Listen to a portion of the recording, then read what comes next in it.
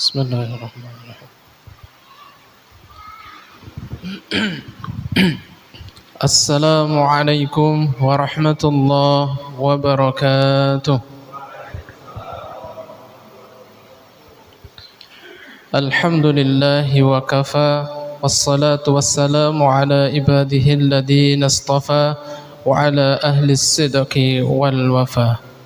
Rabbi syrah li sadri wa yassir li amri wahlul 'uqdatam min lisani yafqahu qawli.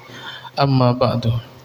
Hadratul mukhtaramin wal mukarramin, para alim, para kiai, para asatid wal ustadzat, seluruh DKM Masjid Al-Huda serta hadirin hadirat yang sama-sama mengharap ridha Allah Subhanahu wa taala.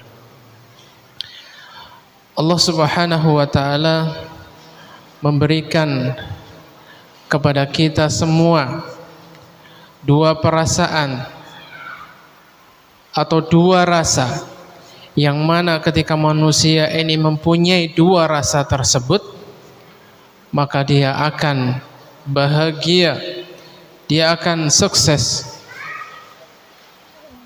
di dunia, terlebih-lebih di akhiratnya Allah Subhanahu wa taala. Karena dua rasa tersebut merupakan modal kita untuk mengarengi kehidupan kita. Yang pertama adalah rasa syukur kepada Allah Subhanahu wa taala. Yang kedua adalah sabar. Jamaah yang dirahmati Allah, kalau Allah Subhanahu wa taala berikan kenikmatan kepada kita, maka kita wajib bersyukur. Sebaliknya, kalau Allah Subhanahu wa taala memberikan ujian, maka kita wajib untuk bersabar. Allah Subhanahu wa taala berfirman dalam hadis qudsi, "Ma lam yarda bin ami, ma lam yashkur bin ami, wa lam yasbir bil bala'i, wa lam yarda bi qada'i, fal yatlub rabban siwai." Barang siapa yang tidak bersyukur atas nikmatku, tidak bersabar atas ujian dariku, dan tidak ridho dengan ketetapanku, maka carilah Tuhan selain aku. Jamaah yang dirahmati Allah, kita ini tinggal di buminya Allah Subhanahu wa taala, di bawah kolong langitnya Allah Subhanahu wa taala. Maka tidak ada Tuhan selain Allah Subhanahu wa taala. Seluruh makhluk berhajat kepada Allah Subhanahu wa taala. Jamaah yang dirahmati Allah Subhanahu wa taala, maka syukur dan sabar merupakan modal bagi kehidupan kita. Namun Allah Subhanahu wa taala berfirman dalam Al-Qur'an, "Wa qalilum min ibadiyasy syakur." Ternyata sangat sedikit dari hambaku ini yang mau bersyukur. Sampai-sampai ada seorang sahabat yang berdoa, "Allahumma ja'alna min ibadikal qalil." Ya Allah, jadikanlah kami ini sebagai hamba-Mu yang sedikit.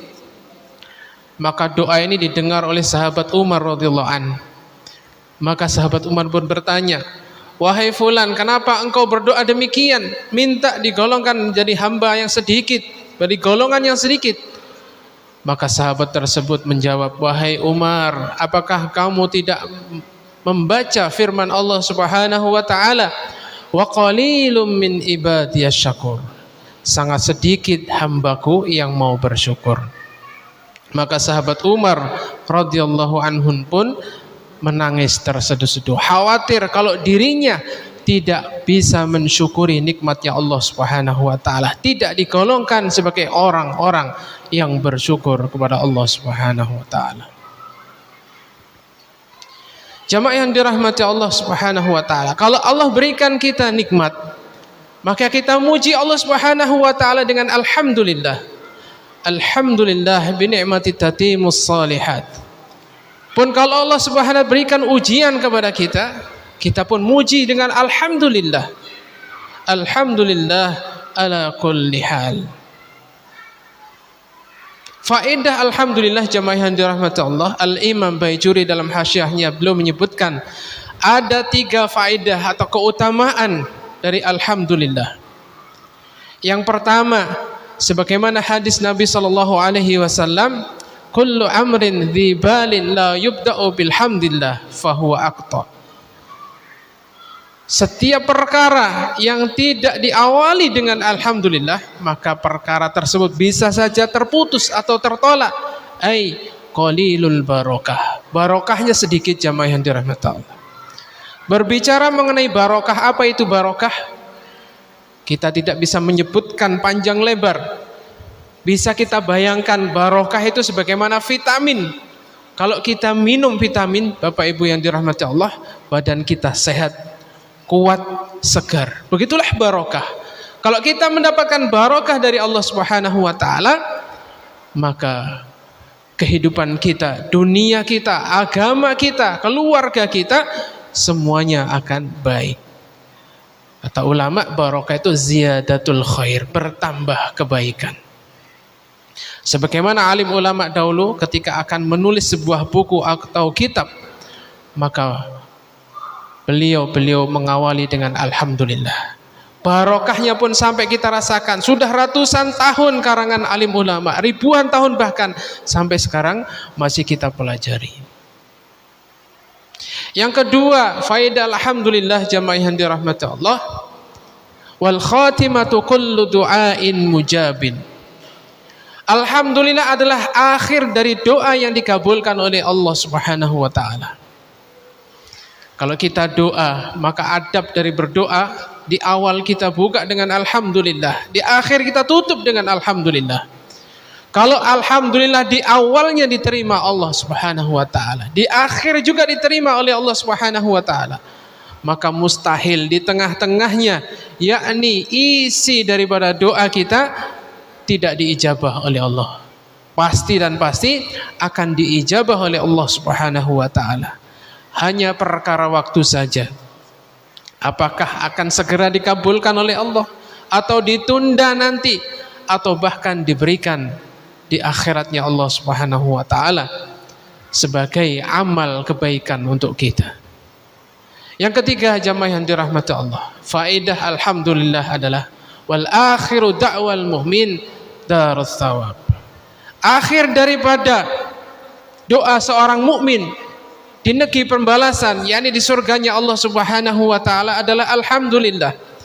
Ketika seorang beriman menginginkan sesuatu, maka Allah akan datangkan. Mungkin sesuatu itu berupa makanan. Allah datangkan makanan, jamaah yang dirahmati Allah. Ada 76 pan. Di dalamnya ada 70 piring, ada 70 hidangan sejauh mata memandang. Maka ketika orang beriman selesai menikmati daripada hidangan dari Allah Subhanahu wa taala, maka orang beriman mengucapkan alhamdulillah. Inilah faidah jamaah yang dirahmati Allah. Faidah daripada alhamdulillah.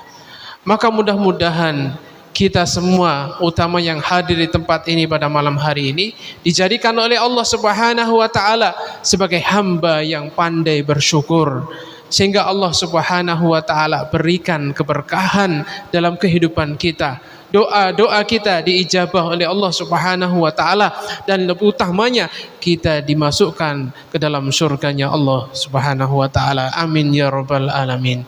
Demikian mungkin penyampaian dari saya. Mohon maaf atas segala kekurangan.